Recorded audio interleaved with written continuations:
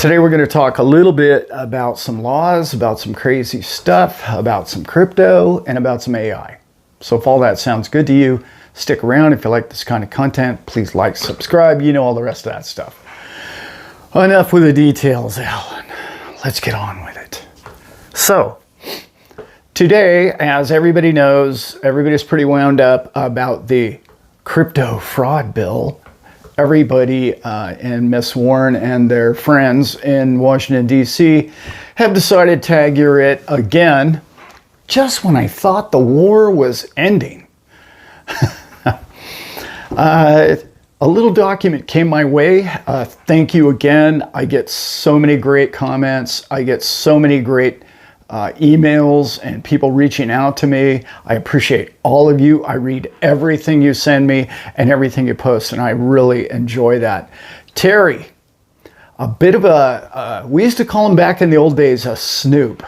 She's a digger, a finder, and she throws bones my way often. And she sent me something late last night, and I just had a chance to read it this morning. Thank you so much again, Terry. That it was what's going to be coming out about that entire bill, in my opinion, if the media allows us to actually understand and know what's really happening. Sorry, it's still morning here. That this entire onslaught that is headed towards crypto in the US through the Senate, through this bill, is gaining momentum. I don't think it's going to pass. Miss Warren really doesn't have the power that she thinks she does, but she is backed by this document in which I read, which is the Banking Commission. Now, it's not the Trilateral Commission. It's not the Global Commission. It is a local, should I say, local to North America. I believe it is Canada as well.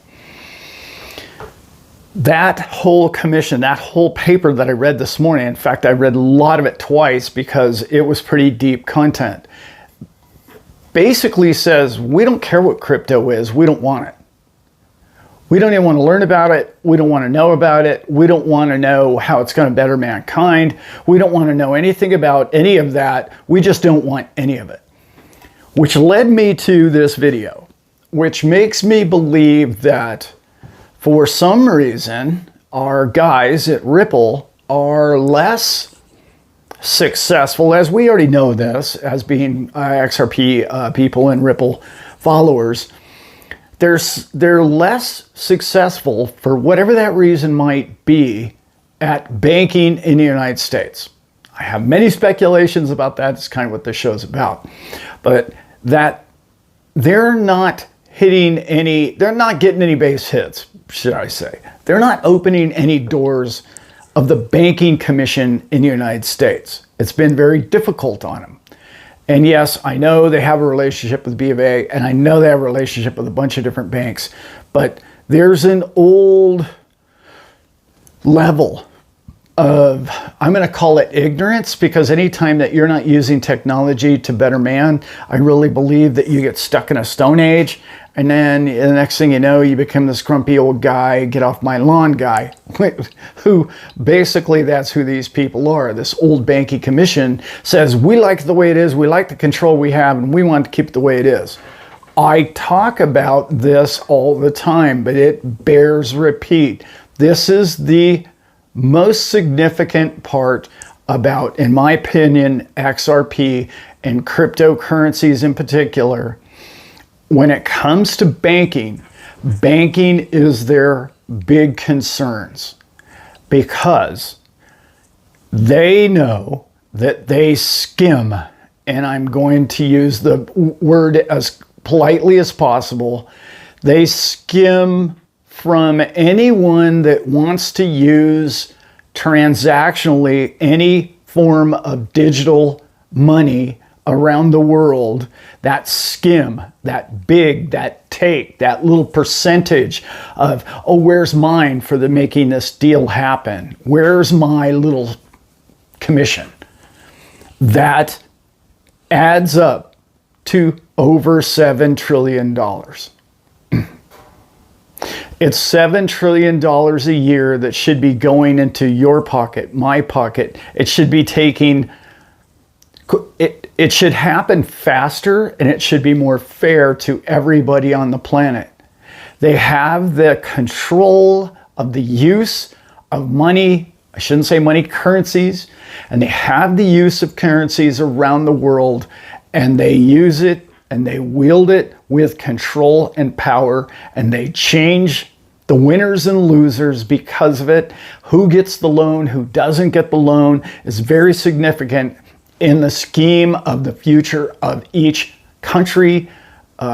Companies in those countries all get, oh, this guy gets a pass, that guy doesn't. He gave me more commission, I'm going to give them the benefit of the loan. Those people are the people holding back crypto. I know that's not a newsflash to any of us, but they are the people they stand the most to gain or lose.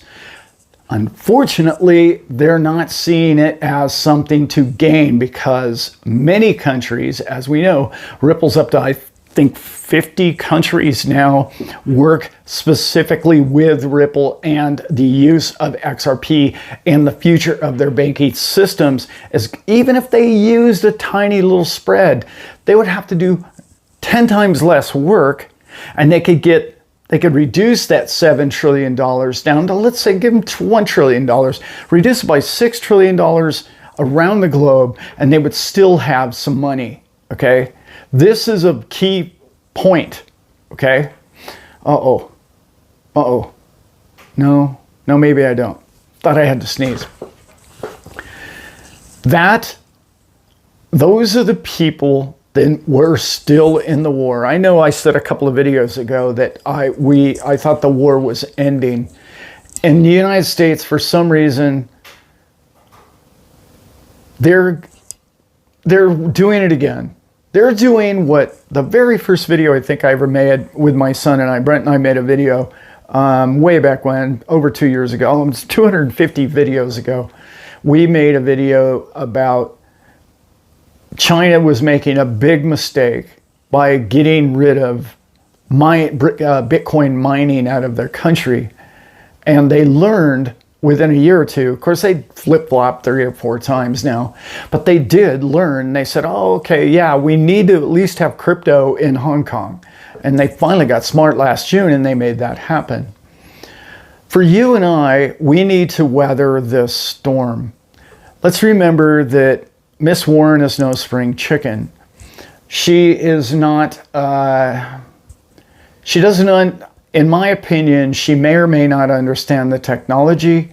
It's a sad state of affairs that when we have politicians that can see the technology, they know the technology could save their constituents $7 trillion, and they're not using it because of political gain, because re-election reasons, because of they get more clicks. They get more clicks because their team of promoters who are on their campaign to get more money are promoting the fact that she's fighting against crypto to save all those money launderer peoples and those evil doers out there in the planet, which you and I know is complete hogwash.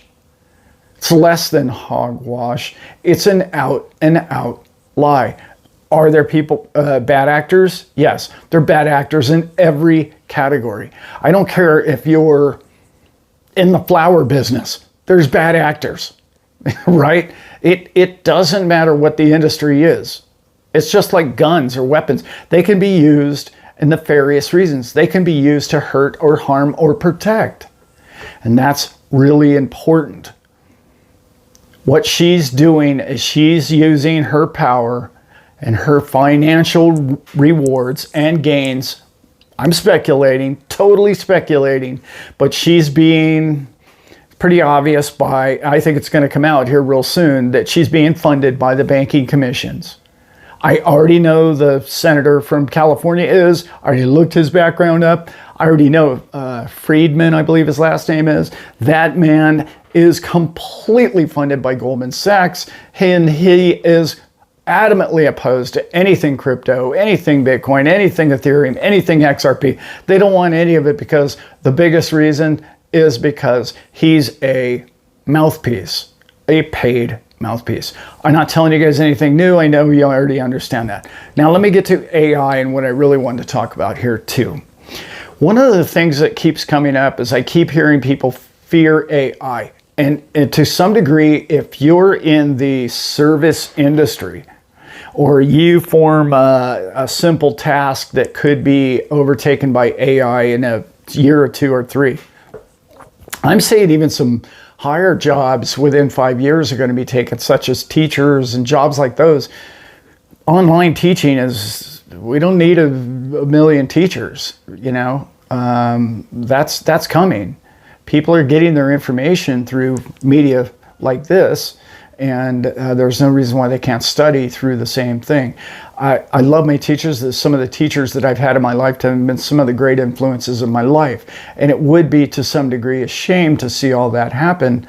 But on the other hand, if you are in a profession that you think could be overtaken by AI, I think it might be a very good idea. Of course, you're on my show, so you probably already have done this, to position yourself financially in a way so that you can prosper over the new technologies coming forward, which leads me to why I want to talk about it, what it means to crypto. What AI means to crypto is, let's just take the days of going into a bank and talking to Martha the teller, who's a sweet lady and you talk to her all the time. Those days are gone, right? They're going behind us. AI does not know how to communicate with Martha. Martha doesn't know how to communicate with AI. AI knows how to communicate with other digital platforms. What is the digital platform in which you and I believe that all banking is going to be on? And that is XRP, those, and the RippleNet. That will be ISO 222. All of those things are going to be the way AI, banking systems, and technology transact with each other going forward. I know, not a newsflash. My point for saying that is strategic. You need to start thinking strategically, how am I going to profit from the future? How is my life going to change if I'm that person who's in the service industry and it's pretty obvious that AI is going to come and take my job? How do I make sure that I profit from AI? Because let's remember, AI is either going to destroy your income or you're going to find a way to use AI to create your income. Now, you could say, well, you're not going to be able to do any YouTube videos in the future, Allan. Well, probably accurate, probably very accurate. People will be duplicating me on the internet, and that'd be kind of a sad day because you would think they could find somebody more important to duplicate. Anyway, so that's my point, is you now own an asset that is going to be used in the future of digital technologies. AI is your friend if you own crypto. And I did a video or two ago, and I was talking about why you shouldn't sell all of your crypto, in particular all of your XRP, is because you're going to want to stay relevant with the technological advancements coming forward, in particular AI, because that's going to be residual income for you so that you can go have a good time with your family and go screw around with your dogs all day and go to the beach and enjoy life while still making an income. If you're in a service industry job, you really need to focus upon that. And what I would say now, it would be a very, very, very good time before this big new bull run starts hitting us, would be a fantastic time for you to get a side hustle, maybe add some overtime or do some extra things. Because if you can just simply add another, $100 a week to your income, that's $400 a month. That's what, 700-800 more XRP per month. Those 700 or 800 XRP going out into the future are still going to be relevant. but look how cheap they are today. And yet in the future of technology is still going to need something that you own, and it will be relevant to the AI future that is coming. And that was kind of the point I'm trying to make. You as a human being and your job skills may or may not be part of a technological future, but you're going to own an asset in which all, in particular, honesty or honest banking or anything that we need to check its reality. That's the beauty of blockchain. Blockchain authenticates and says, that's Allan on that video. And that's the beauty of blockchain, is once you have that chain set up to where this is honest, that's honesty, it cannot be changed as to what that is. So going forward, they're going to need what you own. And what you own is going to be very valuable going forward. And with that, I hope you guys got something from that video. Again, if you like this kind of content, like and subscribe. I will be doing more of this. If you'd like to get into my Patreon channel, it is thestaplecrew.info. You can check all that out. Thanks, guys. Love you very much. And until next time. So the other day, I'm walking in the park, and I'm walking down this ridge, and I start to smell that, that distinct smell. Yeah. Marijuana, weed, mota, whatever you call it, right? Herb. So I walk down, and I'm looking around. I look on the other side of this very large tree.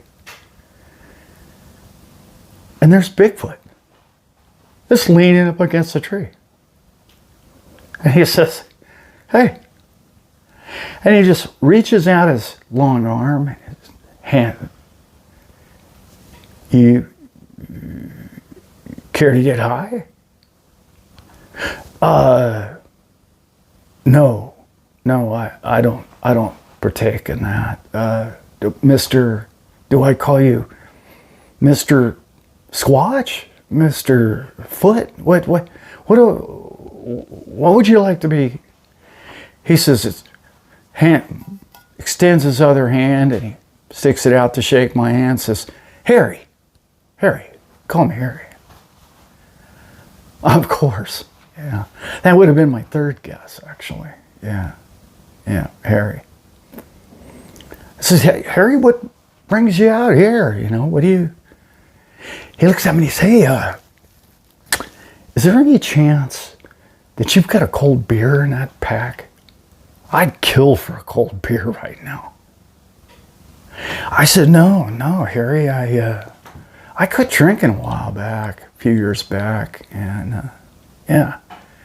And he looks at me with a strange look, and he's like, what on God's green earth would possess a man to quit drinking? I said, well, Harry, clarity. And he leans his shoulders back against the tree, and he lifts one foot up and puts it against the tree. And he tilts his head all the way back and exhales a big puff while looking straight into the sky, and he says, wow, that's deep. That's deep, my friend. Yeah. I'm going to have to contemplate clarity. Love y'all.